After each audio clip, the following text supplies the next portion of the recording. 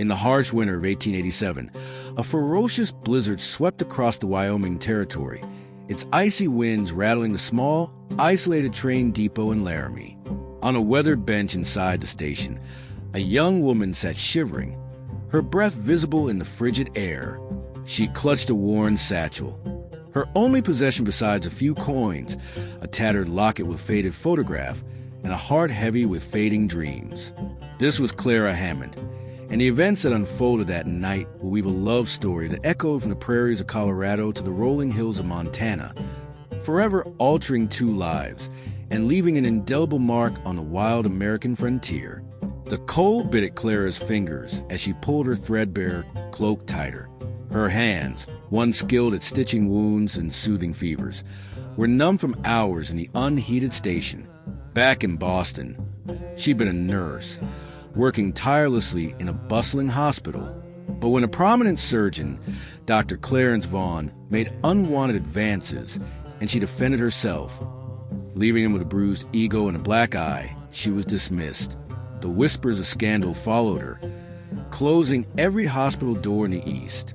With her savings dwindling, Clara had boarded a train west, hoping the rugged mining towns might value her skills over her tarnished reputation. Now, stranded in Laramie with no money for a room, and the next train delayed by the storm, she wondered if the cold would claim her before dawn. The crunch of boots on snow snapped her from her thoughts.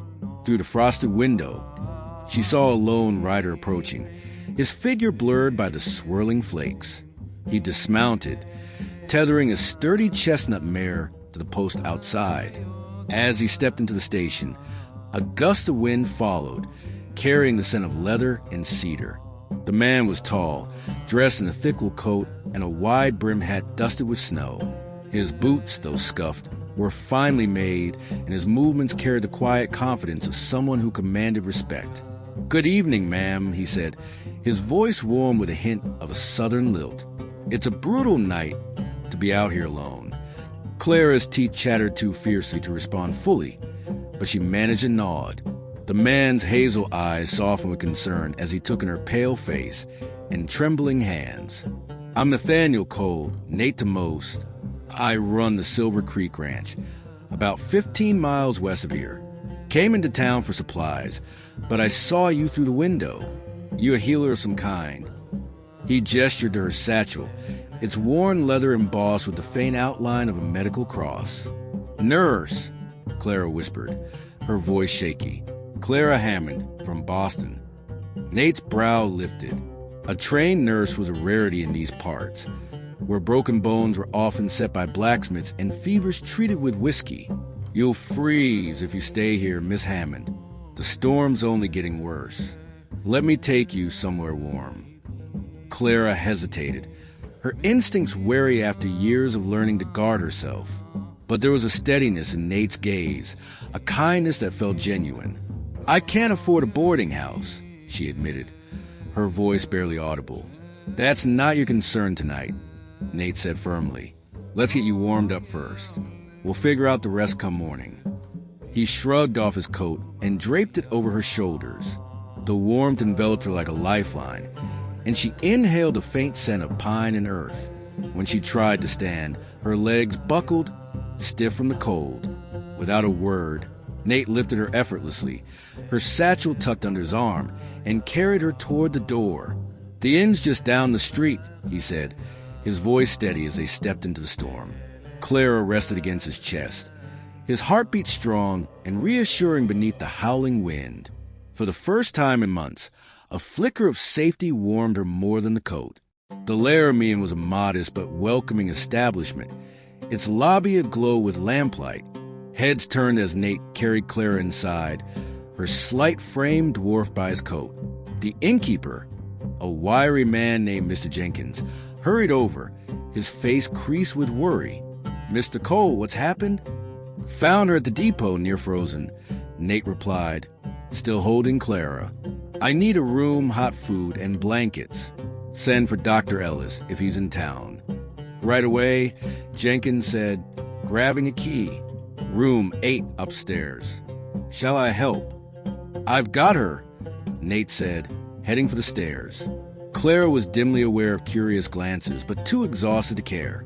The warmth of the inn prickled her skin as sensation returned. Nate set her gently by a fireplace in a cozy room, kneeling to stoke the flames. "They'll bring dry clothes," he said, not meeting her eyes as he worked. "Your dress is soaked through. We need to get you warm." A knock brought a tray of steaming broth, bread, and tea. Nate poured her a cup, his large hand surprisingly gentle. "Sip slowly," he advised. "Too much heat at once can shock you." Clara cradled the cup, the warmth seeping into her hands. "You seem to know a bit about tending to people," she said, her voice steadier. Nate chuckled softly. "Running a ranch teaches you a thing or two. Men get banged up, horses get sick, and the nearest doctor's often a day's ride away." He sat across from her, the firelight casting shadows across his rugged features. "What brings a nurse to Laramie in a blizzard, if I may ask?" Clara studied him, sensing she could trust him with the truth. "I worked in a Boston hospital," she said carefully. "There was trouble. A doctor made advances. I fought back and they dismissed me. No one would hire me after that. So I came west, hoping my skills would matter more than rumors." Nate's jaw tightened, a flash of anger in his eyes.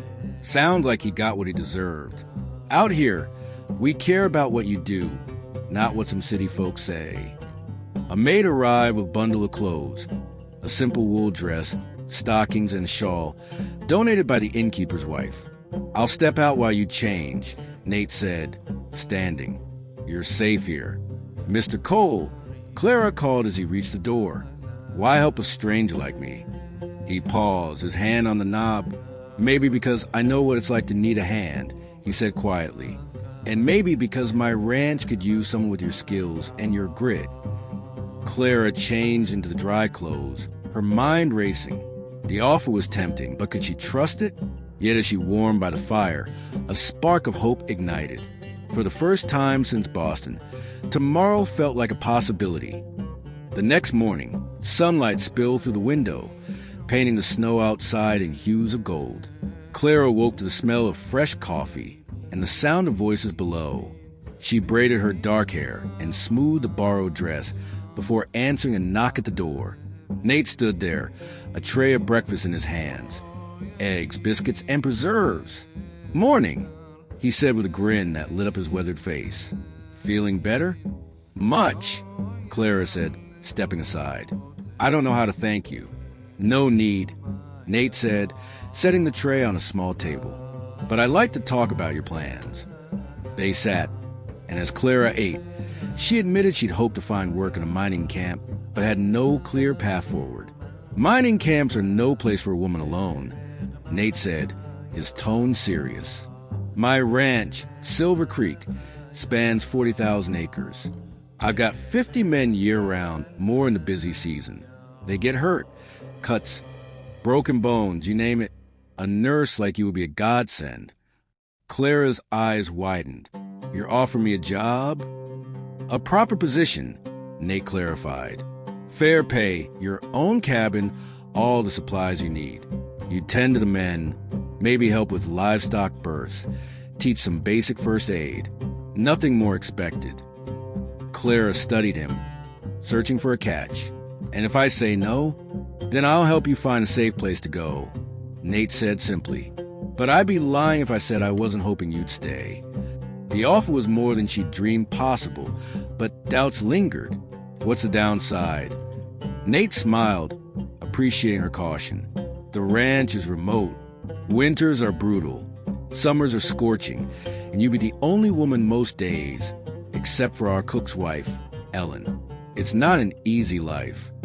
"I've never been afraid of hard," Clara said softly. "I'll take the job, Mr. Cole. But if it doesn't work, I'll move on. No hard feelings." "Deal," Nate said, extending his hand. As Clara shook it, a warmth passed between them, a silent promise of something more complex and more hopeful than either expected. The ride to Silver Creek was a journey through a winter wonderland, the snow-draped plains stretching toward distant mountains. Nate had insisted on outfitting Clara with a warm coat and boots, waving off her protest as an advance on her wages. As they rode, he pointed out landmarks, a frozen stream, a stand of pines, the boundary of his land. When they crested a rise, Clara gasped at the sight below, a sprawling ranch with sturdy log house, barns, corrals, and smoke curling from chimneys. "It's beautiful," she breathed. "Wait till summer," Nate said, his eyes bright. "The valley blooms like a painting." The ranch hands greeted them with curiosity, their weathered faces breaking into grins when Nate introduced Clara as their new nurse. A grizzled foreman, Amos Reed, stepped forward. "Welcome, Miss Hammond. We've been needing someone like you." Clara's cabin was modest but cozy, with a small bedroom, a kitchen, and a parlor warmed by a crackling fire. Nate led her to a side room, a fully equipped medical office with bandages, instruments, and medicines neatly arranged. "I've been planning this for months," he admitted, "hoping to find someone with your skills." Clara's throat tightened. "This is incredible. Thank you." "Don't thank me yet," Nate teased. "These boys will keep you busy." As if on cue, Amos appeared with a young hand named Jem, who'd slice his arm on a fence. Clara set to work, cleaning and stitching the wound with steady hands. Nate watched from the doorway, a quiet pride in his eyes. That evening, Nate brought her a mug of hot cider. They sat by her fire, the conversation easy. "You're settling in well," he said. "Better than I expected," Clara admitted. Then, sensing his hesitation, she asked, "What's on your mind?" Nate stared into the flames. "I wasn't entirely honest about finding you. I'd heard a nurse was passing through Laramie. I went to the station hoping to meet you." Clara's heart skipped, but his candor eased her. "Why not tell me? I wanted you to choose this job for its own sake, not out of gratitude." He met her eyes. "And I'm drawn to you, Clara, but your position here is yours, no matter what. I'd never ask for more than you're willing to give." Her pulse quickened. "For the record," she said softly, the feelings mutual. They shared a look, the firelight dancing between them. Something unspoken had begun, but both knew it needed time to grow. Spring arrived, painting the valley in vibrant greens. Clara thrived at Silver Creek, treating injuries, delivering foals, and teaching the men basic care. Her evenings with Nate became a ritual. Sitting on her porch, sharing stories under the vast Wyoming sky. One night, as stars blinked above, Nate grew serious. "I was married once," he said. "Laura, my wife, died of influenza 4 years ago. We wanted children, but it never happened. I thought love was done for me." Clara touched his hand. "She sounds wonderful." She was, Nate said, "But you're different. Strong, fearless. I admire that." Her heart raced. "Nate, I care for you, but this job, the ranch." "I know," he said. "We'll take it slow." Their conversation was cut short by Amos, breathless with news of an accident. A young hand, Toby, had been thrown by a spooked horse, his leg badly broken. Clara sprang into action, stabilizing him in the bunkhouse. With no time to wait for a doctor, she set the bone and bandaged it, her hand steady despite the men's anxious murmurs. When the doctor arrived, he praised her work as masterful. That night, on her porch, Nate's voice was thick with emotion. "You saved Toby today. Clara, I love you." "I love you too," she whispered. Under the moonlight, their first kiss was soft but electric, a promise of a shared future. Nate proposed a week later, and Clara accepted, her heart full. The ranch hands cheered the news, and the wedding, set for June, became a territory-wide event. Clara wore a cream lace gown, wildflowers in her hair, as she walked toward Nate under a simple arbor. The preacher's words rang true, binding them in love and partnership. The celebration was joyous, with music, dancing, and a feast prepared by Ellen. Toby, still limping, toasted Clara, "To the woman who saved my leg and brought joy to our boss. May your love light the way for years to come." Years later, Clara and Nate's story became legend. Clara founded a clinic in Laramie, training nurses and treating patients across the territory. Nate served in the legislature, advocating for Wyoming's growth. They raised 3 children, 2 sons and a daughter, who carried their parents' compassion and strength. When Dr. Vaughn arrived in 1889, seeking to discredit Clara, Nate and the community rallied. At a packed courthouse hearing, patients and neighbors testified to her skill, and Vaughn's lies unraveled. The judge affirmed Clara's credentials, and the territory celebrated her victory. By 1895, Silver Creek had grown, and the town of Coles Crossing thrived nearby. Clara's clinic became a beacon of care, and her nursing school empowered women across the West. Nate and Clara's love, born of a single act of kindness, inspired countless others to chase dreams in the untamed frontier. In 1925, Nate passed at 88, and Clara followed soon after, their headstones side by side under the Wyoming sky. Their inscription read, "Nathaniel and Clara Cole, a love that built a legacy." Their story, preserved in museums and told around campfires, remains a testament to courage, compassion, and the enduring power of love in the American West.